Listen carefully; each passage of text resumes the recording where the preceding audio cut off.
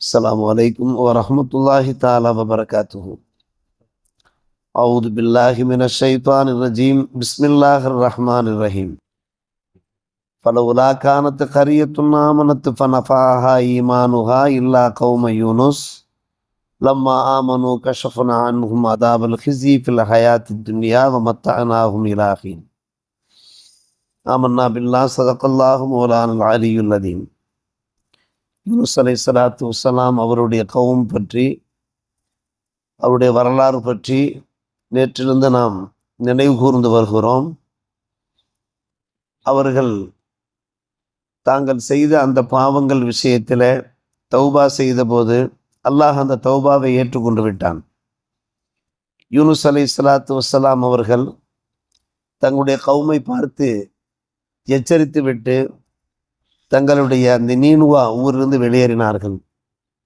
நீங்கள் ஷிருக்கு குஃபிலிருந்து விடுபடாமல் இருக்கிறீர்கள், வெகு சீக்கிரம் உங்களுக்கு இறைவனுடைய அதாப் வந்து விடும் என்று சொல்லியவாறு அவர்கள் புறப்பட்டு போனார்கள்.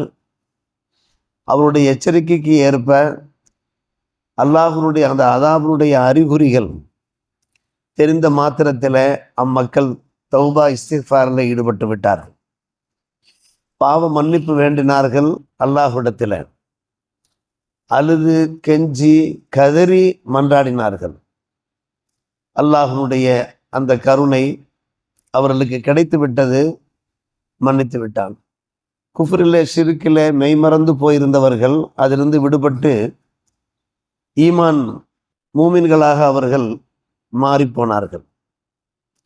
நபி யூனுஸ் அலைஹிஸ்ஸலாத்து வஸ்ஸலாம் அவர்கள் தங்களுடைய கௌம் அழிக்கப்பட்டிருப்பார்கள் என்கின்ற நினைப்போடு அவர்கள் திரும்பவும் தங்களுடைய ஊருக்கு வரும்போது அங்கே பார்க்கிறார்கள், மக்கள் வாழ்ந்து கொண்டிருக்கிறார்கள். அவர்கள் அழிக்கப்பட்டிருப்பார்கள் என்று எண்ணி அவர்கள் புறப்பட்டு போனார்கள். இப்போது அவர்களுக்கு ஒரு சிறு தடுமாற்றம் ஏற்பட்டு விட்டது. ஆகா, நாம் சொன்னது பொய்யாகிவிடுமே. இந்த அசாரிய அந்த அரசாங்கத்தினுடைய ஒரு சட்டம் என்னவென்று கேட்டால், ஒருவர் பொய் சொன்னது, அதிலும் குறிப்பாக ஒரு மாமனிதர் அல்லது ஒரு பெரும் தலைவர் பொய் சொன்னது உறுதியாகி நிரூபணமானால் அவர் கொல்லப்பட்டு விடுவார். இது அந்த நாட்டு மக்களின் சட்டமாக இருந்தது, அந்த அரசாங்கத்தின் சட்டமாக இருந்தது. சரி, நாம் இனி இந்த ஊரிலே வாழ முடியாது, நம்முடைய உயிருக்கு ஆபத்து ஏற்பட்டிருக்கிறது. பொதுவாக ஒவ்வொரு மனிதரும், அவர் நபியாக இருந்த போதும் கூட உயிரை காப்பாற்றிக் கொள்வது என்பது கடமையாக இருக்கிறது. காரணம், அவர்கள் எச்சரித்திருந்தார்கள், அதாபு இறங்கவில்லை. இப்போது தங்களை எப்படி பார்ப்பார்கள்? ஒரு நபி பொய் சொல்லிவிட்டாரே என்றுதான் நினைப்பார்கள் அந்த கௌம், அந்த கூட்டத்தினர் நினைப்பார்கள். எனவே அந்த ஒரு தடுமாற்றம் அவர்களுக்கு ஏற்பட்டதின் விளைவாக அவர்கள் புறப்பட்டு விட்டார்கள், ஊரிலிருந்து புறப்பட்டு விட்டார்கள். இன்னொரு சங்கடம் என்னவென்று கேட்டால், எந்த நபிமார்களாக இருந்தாலும் அவர்கள் புலம்பெயர்ந்து செல்வதாக இருந்தால், ஹிஜ்ரத்து செய்வதாக இருந்தால், இறைவனுடைய அனுமதிக்கு பின்னால் தான் செல்ல வேண்டும். அங்கே அல்லாஹ்வுடைய அனுமதியை பெறாமலேயே அவர்கள் புறப்பட்டு விட்டார்கள். அவர்களுக்கு ஏற்பட்ட அந்த மன சஞ்சலத்தின் காரணத்தினால் அதனுடைய விளைவு என்ன ஆனது என்பதை சூரத்துல் அன்பியா சூறாவிலே 87, 88 அந்த வசனங்களில், அத்தோடு சூரத்து ஸாஃபாத்திலேயுமே யூனுஸ் அலைஹிஸ்ஸலாத்து வஸ்ஸலாம் அவருடைய அந்த வரலாறு சற்று நீளமாகவே எடுத்துரைக்கப்பட்டிருக்கிறது. அவர்கள் புறப்பட்டு போகிறார்கள். புறப்பட்டு போன நிலைமையிலே அவர்கள் கடல் மீனால் விழுங்கப்படுகிறார்கள். விழுங்கப்பட்டு பல நாட்கள் அதிலே தங்கியிருந்து லா இலாஹ இல்லா அன்த சுப்ஹானக இன்னி குன்து மினல் ஸாலிமீன் என்கிற அந்த திருக்கலிமாவை தொடர்ந்து மொழிந்ததன் பேரிலே அந்த மீனிலிருந்து அவர்கள் வெளியேற்றப்பட்டு பின்பு மறுபடியும் அல்லாஹ் அவர்களுக்கு வாழ்க்கையை தருகிறான் என்பது நாம் அறிந்த ஒரு விஷயம்.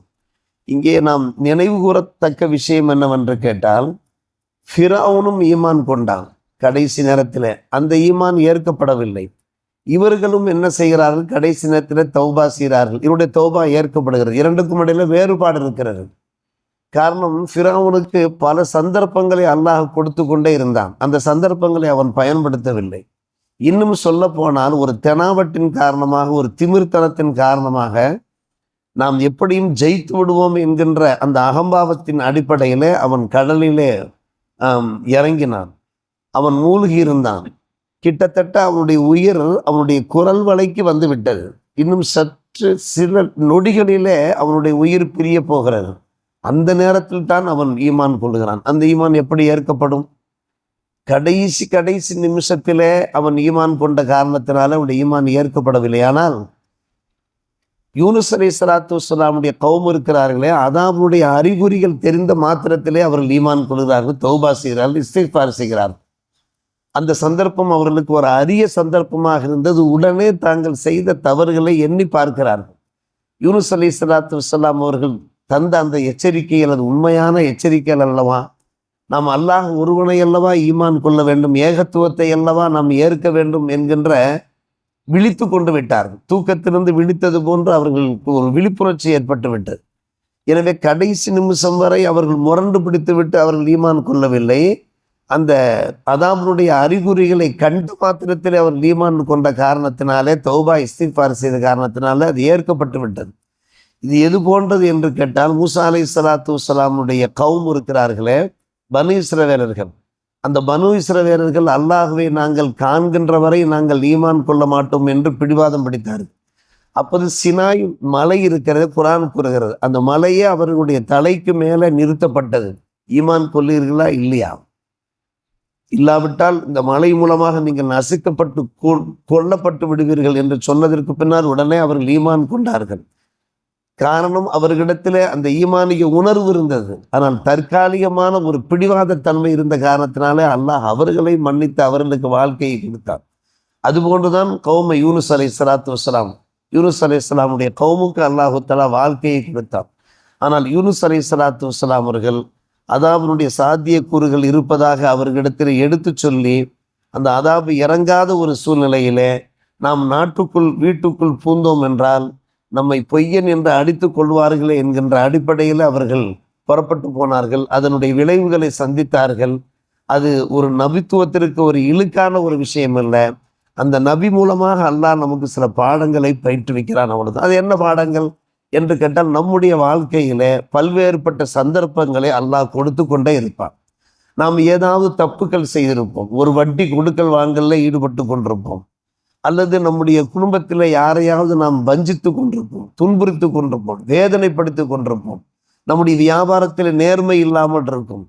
நம்முடைய பேச்சுவார்த்தைகள் பிறருடைய மனங்களை காயப்படுத்தக்கூடிய முறையில் இருக்கும். அப்போதெல்லாம் அல்லாஹ் சிறு சிறு சோதனைகளை தந்து கொண்டே இருப்பான். உடனே நம்ம தௌபா இஸ்திக்ஃபார் செய்ய வேண்டும். அதுதான் இந்த சம்பவத்தின் மூலமாக நமக்கு கிடைக்கின்ற ஒரு படிப்பினை. அல்லாஹ் சந்தர்ப்பங்கள் கொடுத்து கொண்டே இருப்பான். அந்த சந்தர்ப்பங்களை பயன்படுத்தாத போது பயங்கரமான ஒரு பிடியில அல்லாஹ் நம்மை சிக்க வைத்து விடுவான். பயங்கரமான சோதனைகளை சிக்க வைத்து விடுவான். உடம்பெல்லாம் நோயாக ஆகிவிடும். வீட்டிலே நாம் மட்டும் சோதிக்கப்பட மாட்டோம், நம்முடைய பிள்ளைகளும் கூட சோதிக்கப்படுவார்கள். ஏதாவது விபத்துக்கள் ஆபத்துக்கள் தொடர்ந்து சூழ்ந்து கொண்டே இருக்கும். இப்படிப்பட்ட ஒரு சூழ்நிலை ஏற்படாமல் இருக்க வேண்டும் என்றால் அவ்வப்போது அல்லாஹ் தருகிற அந்த சந்தர்ப்பத்தை நாம் பயன்படுத்தி கொள்ள வேண்டும். ஃபிரௌனுடைய பயன்படுத்தி கொள்ளாததின் விளைவாகத்தான் அவர்கள் சோதிக்கப்பட்டார்கள். எனவே இன்றைக்கும் அல்லாஹ் ரசூலை நாம் ஏற்றவர்களாக, கட்டுப்பட்டவர்களாக, அஞ்சியவர்களாக, ஐவேளை தொழுகையாளிகளாக, வணக்கசாலிகளாக, குர்ஆனுடைய போதனைகளை எடுத்து நடப்பவர்களாக, பெருமானார் ரசூலுல்லாஹி ஸல்லல்லாஹு அலைஹி சுன்னத்துகளை பின்பற்றுபவர்களாக நாம் வாழ்கின்ற வரை அல்லாஹ் நமக்கு எந்த ஒரு சோதனையும் தரமாட்டான். அப்படி சோதனைகள் ஏற்பட்டால் அந்த சோதனையிலிருந்து விடுபட செய்வான். யூனுஸ் அலைஹிஸ்ஸலாத்து வஸ்ஸலாமுடைய கௌமை விடுபட செய்வோம். இதான் நமக்கு கிடைக்கிற படிப்பினைகள். அல்லாஹ் ரசூலை ஏற்றுக்கொண்டிருக்கிற நாம், கலிமாவை ஏற்றுக்கொண்டிருக்கிற நாம் இந்த விஷயத்தில் இன்னும் கவனமாகவும் எச்சரிக்கையாகவும் இருக்க வேண்டும்.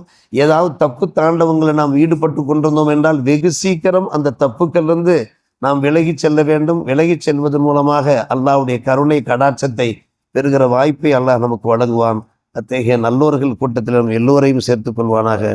வாஹிர் தாவானா அல்ஹம்துலில்லாஹி ரப்பில் ஆலமீன்.